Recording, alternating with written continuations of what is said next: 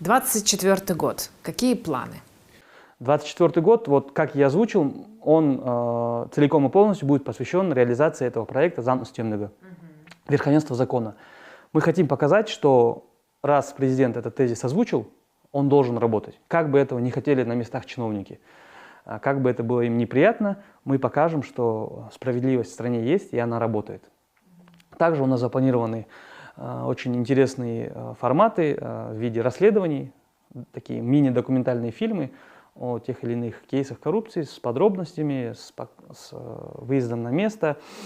То есть мы завернем это в такой ютубный формат, наверное, даже, как можно сказать, как ФБК Навального очень часто нам ставят пример, да, некоторые наши кейсы сравнивают, и мы решили попробовать в этом году на постоянной основе выпускать такие фильмы. И по итогам наших обращений было возбуждено 74 уголовных дела.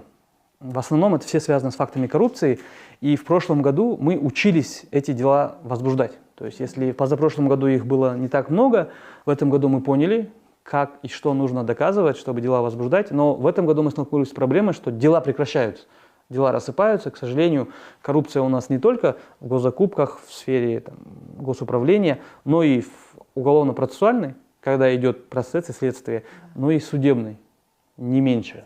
И в судах очень много всего разваливается по надуманным причинам. Поэтому мы в следующем году сделаем упор еще на то, в этом году мы сделаем упор еще на то, чтобы дела не разваливались в суде и завершались логическим концом. И на следующий период, на 24 год, на этот год, мы ставим себе цель посадить 3 хакимов.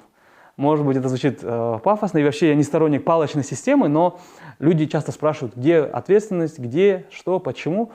Окей, хорошо, давайте мы начнем с малого, посадим 3 действующих хакимов, включим к ответственности за уголовные правонарушения. Тем более кейсы есть, наработки есть. На более мелких должностях, кейсах мы поняли, как нужно действовать, чем подкрепляться.